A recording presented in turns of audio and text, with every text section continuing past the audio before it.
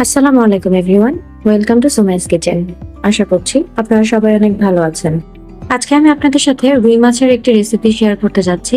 আমি এখানে মিষ্টি কুমড়া দিয়ে রুই মাছ রান্না করে নিয়েছি। মিষ্টি কুমড়া রুই মাছ দিয়ে রান্না করে তো আমরা সচরাচর অনেকেই খাই, তবে এক একজনের রান্নার ধরন এক এক রকম। আমি আশা করছি আমার রেসিপিটি আপনাদের ভালো লাগবে, আর যারা নতুন রাঁধুনি আছেন তাদের জন্য তো এটা অবশ্যই অনেক বেশি হেল্পফুল হবে। প্রথমে আমি এখানে মাছ নিয়ে নিয়েছি। আমি 6 টুকরা রুই মাছ নিয়ে নিয়েছি আর মাছটাকে কেটে ভালোভাবে ধুয়ে নিয়েছি। এবার এখানে আমি সামান্য পরিমাণ লবণ দিচ্ছি সামান্য পরিমাণ হলুদ গুঁড়া এবং মরিচের গুঁড়া দিয়ে আমি মাছগুলোকে খুব সুন্দরভাবে মাখিয়ে নিচ্ছি। মাছ ভাজার ক্ষেত্রে কিন্তু হলুদ মরিচ ছাড়া অন্য কোনো মশলা ব্যবহার করার প্রয়োজন নেই, আর হলুদ মরিচের পরিমাণটাও খুব বেশি ব্যবহার করার প্রয়োজন নেই। এই তো আমি মাছগুলো মাখিয়ে নিয়েছি, আর মিষ্টি কুমড়াটাকে আমি ঠিক এভাবে করে কেটে ধুয়ে নিয়েছি। সবগুলো পিস একই রকম রেখেছি। মিষ্টি কুমড়াটা ঠিক এরকম ভারী করে কাটবেন যেন এটা রান্নার সময় ভেঙে না যায়। এবার আমি রান্নায় চলে যাচ্ছি। আমি চুলায় একটি প্যান বসিয়ে নিয়েছি আর এখানে দিয়ে দিচ্ছি পরিমাণ মতো তেল। তেলটা গরম হয়ে আসার পর আমি মাছটা দিয়ে দিচ্ছি। সবগুলি মাছ দিয়ে নিয়েছি। এবার আমি মাছগুলোকে ভালোভাবে ভেজে নেব। এক সাইডে হয়ে এসেছে, এবার আমি অপর সাইডটা উল্টে দিচ্ছি। যেহেতু আমি মাছগুলো দিয়ে তরকারি রান্না করব, তাই মাছগুলোকে মিডিয়াম ভাবে ভাজা করে নিয়েছি। তরকারি রান্নার ক্ষেত্রে মাছ খুব বেশি কড়া করে ভাজার কোনো প্রয়োজন নেই। আমি মাছগুলো সব উঠিয়ে নিয়েছি। এবার এই তেলটার মধ্যে আমি তরকারিটা রান্না করে নিব। প্রথমে আমি দিয়ে দিচ্ছি পেঁয়াজ কুচি আর দিচ্ছি 2টি তেজপাতা। তেজপাতাটার ফ্লেভার কিন্তু খুব সুন্দর আসে, এই জন্য আমি তেজপাতাটা ক্ষেত্রে ইউজ করি। আপনাদের ভালো না লাগলে আপনারা চাইলে স্কিপ করতে পারেন, তবে আমি সাজেস্ট করব একবার এভাবে রান্না করে খেয়ে দেখুন। এবার আমি 1 চা চামচ পরিমাণ লবণ দিয়ে দিচ্ছি আর সাথে দিচ্ছি 1 চা চামচ পরিমাণ রসুন বাটা, দিয়েছি 1 চা চামচ পরিমাণ হলুদ, 1 চা চামচ পরিমাণ মরিচের গুঁড়া। সবগুলি মশলা আমি একটু নেড়েচেড়ে ভালোভাবে মিশিয়ে নিচ্ছি। এর মধ্যে আমি 3টা কাঁচামরিচ দিয়ে দিয়েছি আর দিয়েছি সামান্য পানি। মশলাটা কষে নেওয়ার জন্য এরকম অল্প একটু পানি অ্যাড করে দিবেন। আর এবার আমি এখানে 1 চা চামচ পরিমাণ জিরার গুঁড়া আর 1 চা চামচ পরিমাণ ধনিয়া গুঁড়া অ্যাড করে নিয়েছি।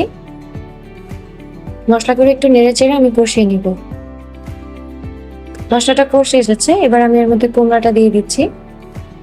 মিষ্টি কুমড়াটা দেওয়ার পর একটু নেড়েচেড়ে মশলার সাথে ভালোভাবে মিশিয়ে নিব। এই অবস্থায় আমি ঢাকনা দিয়ে ঢেকে রাখবো কিছুক্ষণ।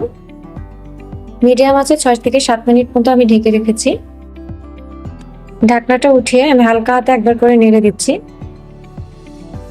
কুমড়াটা কিন্তু অনেকখানি এর মধ্যে সেদ্ধ হয়ে গেছে। একটু হালকা হাতে নেড়ে আমি আবারও কিছুক্ষণের জন্য ঢেকে দিচ্ছি। ঢাকনাটা উঠিয়ে নিয়েছি আর আবারও একবার কুমড়াটাকে একটু উল্টে পাল্টে দিচ্ছি। খুব হালকা হাতে নাড়বেন যেন কুমড়াটা ভেঙে না যায়। অল্প একটু নেড়ে আমি আবারও ঢাকনা দিয়ে কিছুক্ষণের জন্য ঢেকে রাখছি। 5 মিনিট পর আমি আবারও ঢাকনা উঠিয়ে নিচ্ছি আর এই অবস্থায় আমি ভেজে রাখা মাছগুলো এর মধ্যে দিয়ে দিচ্ছি। সবগুলি মাছ আমি এর মধ্যে দিয়ে দিয়েছি আর দিচ্ছি 1 কাপ পরিমাণ পানি। হালকা হাতে একটু নেড়ে আমি আবারও কিছুক্ষণের জন্য ঢাকনা দিয়ে ঢেকে দিব। চুলার আঁচটা এই অবস্থায় মিডিয়াম লোতে রাখবেন। এরকম বলক চলে আসার পর আমি ঢাকনা উঠিয়ে আবারও হালকা হাতে একটু নেড়ে দিব। কুমড়াটা কিন্তু এই অবস্থায় সেদ্ধ হয়ে গেছে, তাই খুব হালকা হাতে নাড়বেন যেন কুমড়াটা ভেঙে না যায়। ঝোলটাও দেখবেন অনেকখানি কমে গেছে, মানে তরকারিটা যতটুকু ছিল তার সমান সমান হয়ে গেছে। আর এবার এর মধ্যে আমি ধনেপাতা কুচি অ্যাড করে দিচ্ছি। আমার রান্না কিন্তু অলমোস্ট হয়ে গেছে। আমি 2 মিনিটের মতো এভাবে জাল করে নিয়ে চুলাটা বন্ধ করে তরকারিটা উঠিয়ে নিই।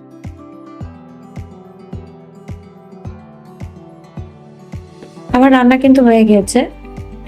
আমি মাছটাকে চুলা থেকে উঠিয়ে নিয়েছি। দেখুন এটা দেখতে কতটা সুন্দর লাগছে। আর এভাবে রান্না করলে কিন্তু তরকারিটা খেতে আসলেই বেশ দারুণ লাগে।